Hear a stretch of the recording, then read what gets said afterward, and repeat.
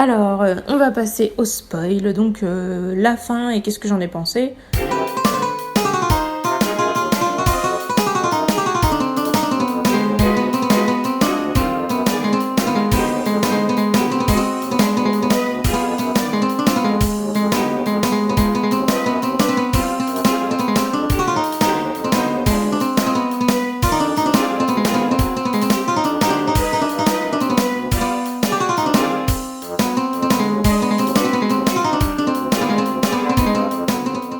La fin, donc déjà Paul qui perd la vue et qui continue de voir grâce à la préscience, ça j'ai trouvé ça cool, évidemment, même si j'espère que tous les aveugles qui sont ici ne seront pas vexés de lire que les Fremen disent oui mais les aveugles il faut les abandonner dans le désert, c'est quand même pas normal que lui il reste alors qu'il est aveugle et puis oui bon les gars putain vous êtes pas très sympas mais bon on peut les comprendre encore une fois, enfin je pense moi ça me blesse émotionnellement, mais rationnellement, je trouve ça logique. Le fait que Paul ait été obligé de subir quand même tous les événements qu'il avait vu venir pour éviter de provoquer des catastrophes, moi je trouve ça bien. J'ai toujours été fan de tragédie, donc évidemment, voilà.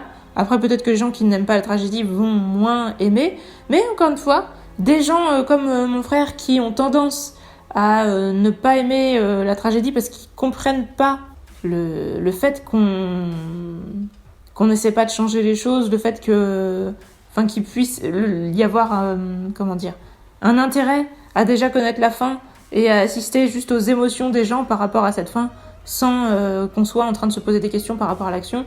Ça c'est quelque chose qu'il comprend pas du tout, mais peut-être que ça lui ferait pas avec ce livre et que du coup les gens qui détestent la tragédie ne détesteraient pas forcément ce livre, parce que Paul essaye quand même de changer quelque chose, même s'il essaye de changer des choses mineures.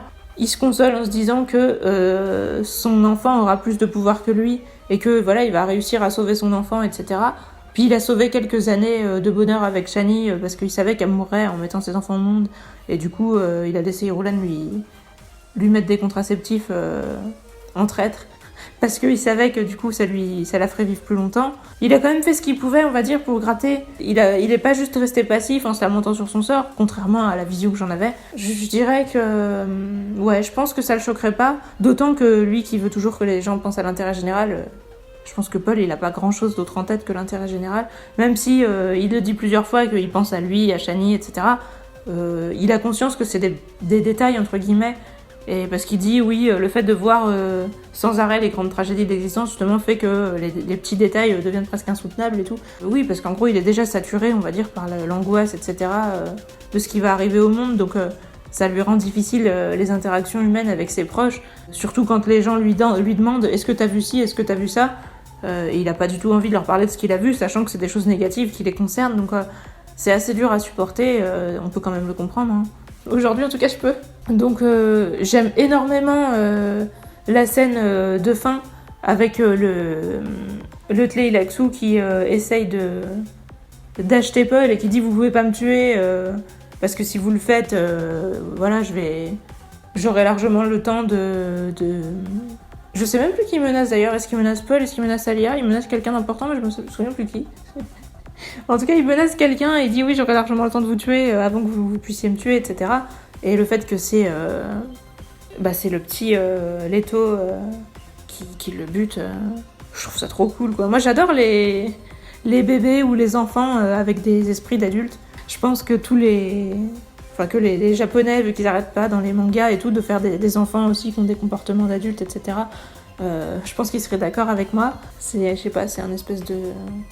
J'allais dire de fantasme ou quoi, c'est parce que nous-mêmes, je pense qu'on se sent à la fois enfant et adulte. Enfin, on a des esprits adultes, mais on se sent encore enfant, et que du coup, c'est un peu un espèce d'idéal de comment on se perçoit. Après, ça, c'est un truc que je dis comme ça, là, j'allais dire à main levée, mais je sais pas si vous verrez ce que je veux dire, mais sans préméditation, donc ça vaut ce que ça vaut. Hein. Peut-être que demain, je serai plus d'accord avec moi-même. Mais donc tout ça pour dire que cette scène, je l'aime énormément, et puis le fait qu'après Paul ne voit plus à travers la préscience et que du coup il a lui-même s'abandonner lui-même dans le désert et que comme ça il meurt en martyr et que les Fremen vont continuer de l'idéaliser, bah oui, je trouve ça classe. Même si il me semble, en spoil, je vous le dis tout de suite, parce que là on est dans le spoil, donc si vous avez déjà lu ce tome, vous avez peut-être déjà lu la suite. Et sinon, je sais pas si vous serez en colère que je vous le dise, mais moi je m'en rappelle et je crois que j'aurais préféré le savoir. Parce que j'aime pas trop qu'on me fasse croire des choses pour ensuite me dire que c'est pas vrai. C'est qu'il me semble que Paul, on va le revoir et qu'il sera pas mort. En même temps, c'était prévisible parce qu'il nous l'a fait en mode Deep et Deep aussi, on le revoit. Donc je pense qu'on pouvait s'y attendre. Il y avait vraiment d'ailleurs le côté tragédie et tout, donc un gros côté Deep dans tout ça. Qu'est-ce que je voulais dire ? Le fait que Duncan retrouve ses souvenirs et tout, on peut se dire que c'est trop facile parce que ça avait censé avoir jamais été fait et tout. Mais comme c'est avec un choc émotionnel et tout ça, et que les Tleilaxous sont en mode ouais, ben on est content, c'était un test et on l'a réussi, nous on fait nos petites expériences et tout.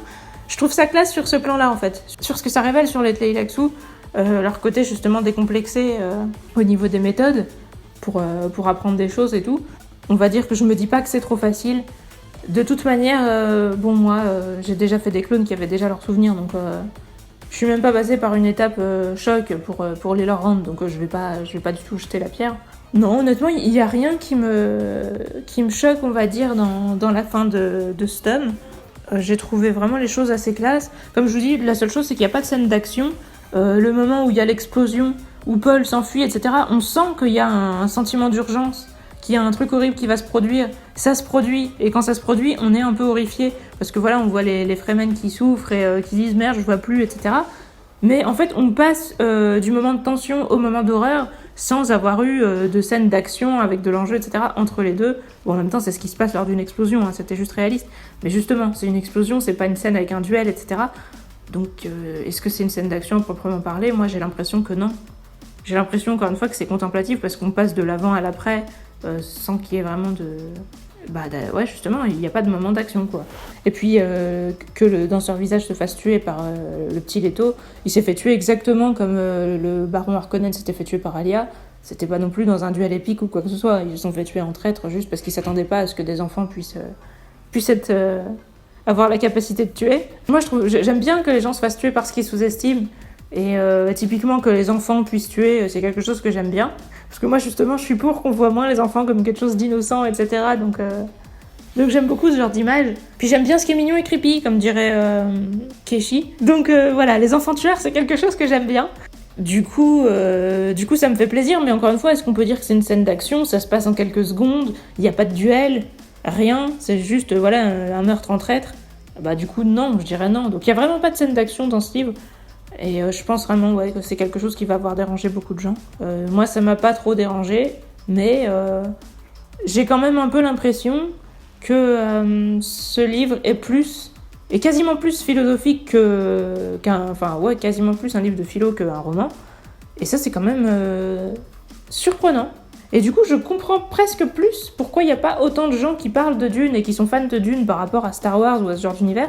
Parce qu'en fin de compte, c'est beaucoup plus de niche à ce niveau-là. Je pense que ça va rebuter beaucoup de gens, le côté mystico-philosophico religieux qu'il y a dans Dune. Même si, voilà, on parle de planètes, de vaisseaux, etc.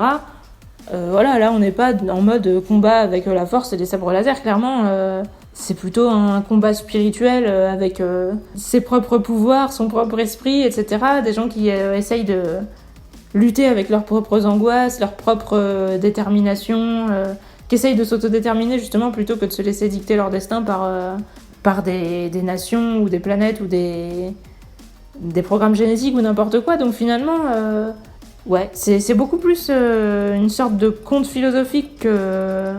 Bon, après, c'est pas non plus comme Candide ou ça, hein, c'est pas... J'essaie pas de dire que c'est une métaphore pour nous parler vraiment d'autre chose, je pense pas, mais c'est juste que ça va tellement loin sur la profondeur spirituelle et tout, que je pense que ça va perdre énormément de gens. Il y a plein de dialogues qui peuvent limite ressembler à un recueil d'aphorismes, en fait. Les phrases sont extrêmement profondes en elles-mêmes. On peut vraiment s'arrêter dessus, réfléchir, etc. Et il y en a beaucoup qui sont inspirés justement de philosophie. J'ai vu passer des concepts de Nietzsche, donc j'étais contente. Hein, à propos de la vie, de la volonté de puissance et de vouloir de l'expansion et tout ça, je me suis dit tiens, voilà. Son nom n'a jamais été cité, mais clairement Paul, à un moment, il est parti en mode nietzschéen et il me semble que Leto 2 le sera encore plus Et j'allais dire c'est pour ça que je l'aimais, mais j'étais même pas au courant à l'époque. Non, Est-ce que je l'ai relu après ? Ah, je sais plus, tiens, oui, peut-être. C'est bizarre parce que mon souvenir est tellement flou. Je me dis que si c'était le cas, j'aurais quand même dû m'en rendre compte davantage. Je me souvenais même pas qu'il y avait eu ce genre de petit sous-entendu chez Paul, donc je sais plus. À quel âge j'ai relu Dune ? Est-ce que j'avais déjà lu Nietzsche entre les deux ?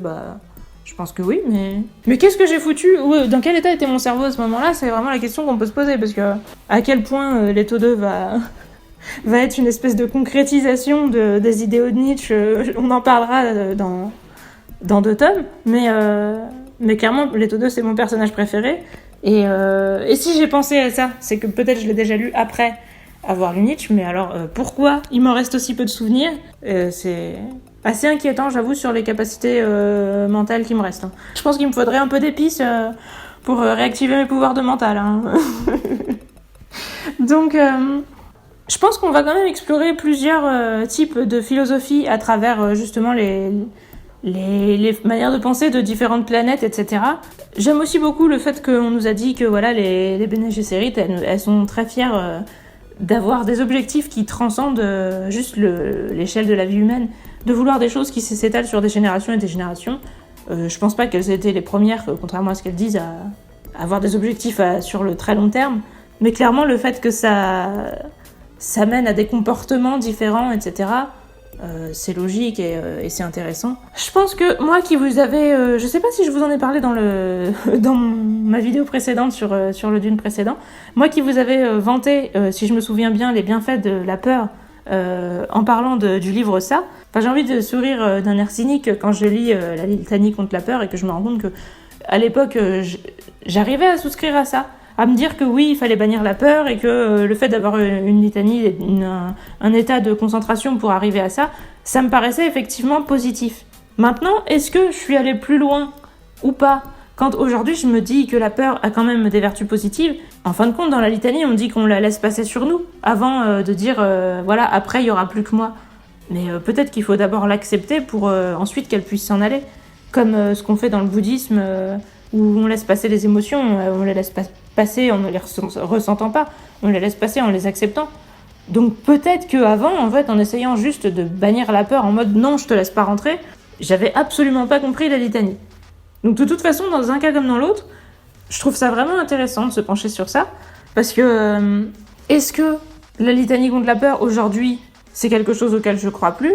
En tous les cas, la question mérite complètement de se poser. Je pense qu'il faudrait même faire l'expérience, entre guillemets, que la prochaine fois que je me retrouve dans un état de panique, j'essaye de me mettre dans un état où je regarde ma peur, et je l'accepte, et limite je l'accueille en fait. Je pense que c'est peut-être maintenant que je suis plus en état de le comprendre.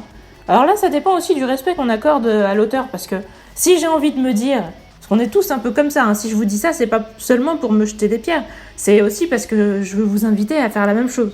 Devenez masochiste, vous aussi, faites-vous du mal.